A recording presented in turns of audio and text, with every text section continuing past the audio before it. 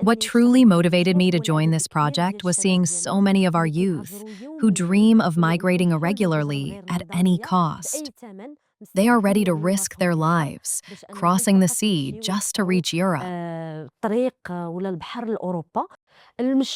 This project is vital for Moroccan youth and their families in today's reality because it doesn't just raise awareness, it provides alternatives. And the proof is that during consultations with youth and families, people didn't even know that vocational training exists or that you could travel with a work contract. Young people lacked crucial information regarding higher education as a pathway to employment.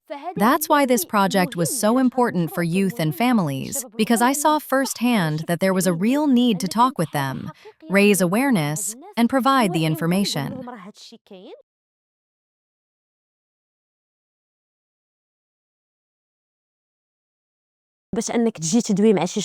When you talk to someone about their irregular migration plan, you must first create a safe space so they can open up. So I let the parent or young person talk about their struggles. I always try to understand them first. People often want change, but they need someone to listen first. Only then, when you explain the risks of irregular migration, the alternatives, and the available solutions, they return the respect you showed them and listen. That's what truly matters.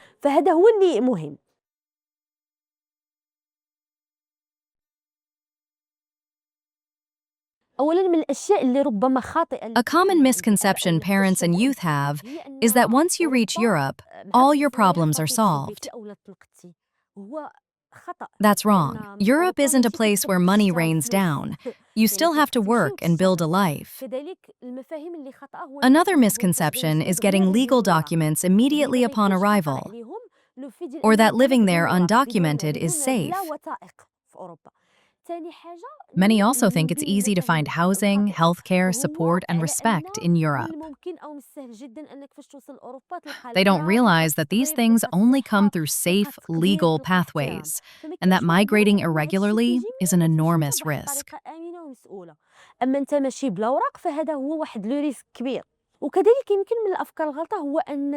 Also, another misconception is that parents and young people think migrating as minors is safe. I've spoken with youth and parents who said their children were ready to try migrating irregularly again and again before turning 18.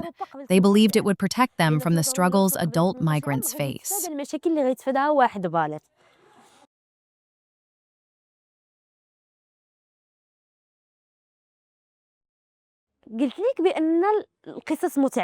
There are many stories that prove this project's approach is a success.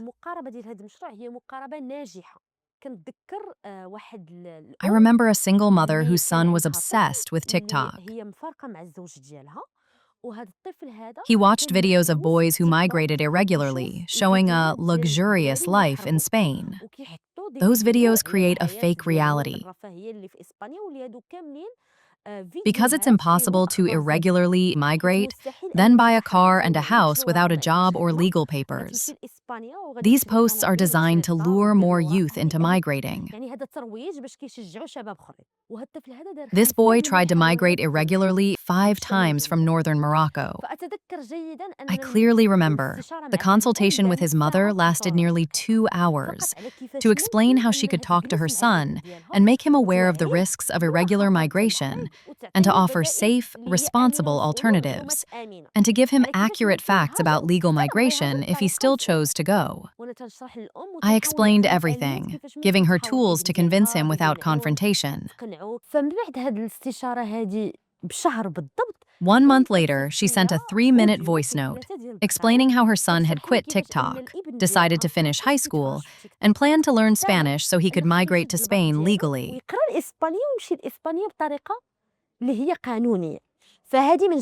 This story is just one of many stories I could share with you. Each one shows the project's success and impact.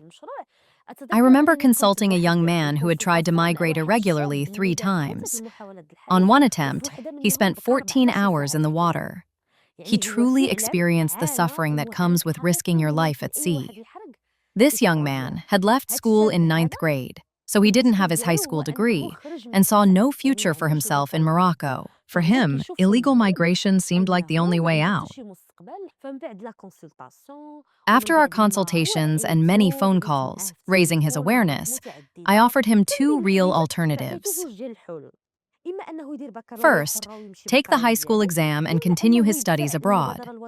Or second, apply to the National Initiative for Human Development, NIHD, for project funding, since he was interested in barbering.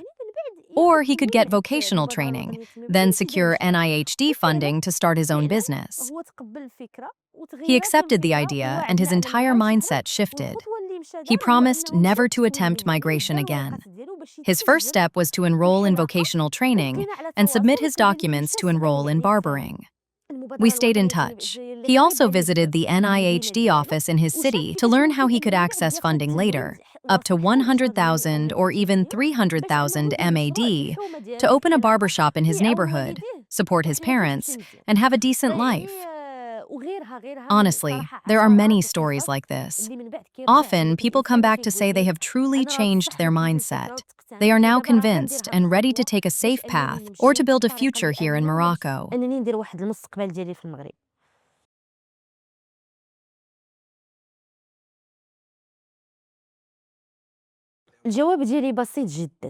My answer is very simple. When you don't open dialogue, a void forms. And that void can be filled by anyone. It could be your child's friend at school who glorifies migration. They'll tell how a cousin came back with a Mercedes, painting Europe as paradise, and irregular migration as the only road there. Or that void gets filled by TikTok, Instagram, or Facebook videos that you, as a parent, struggle to control. Because when a child has a phone, you can't know what content they're absorbing. فممكن يملؤوا اي واحد وهذاك الاي واحد حنا ما نقدرش نتحكموا في الافكار اللي كيدوزوا لوليداتنا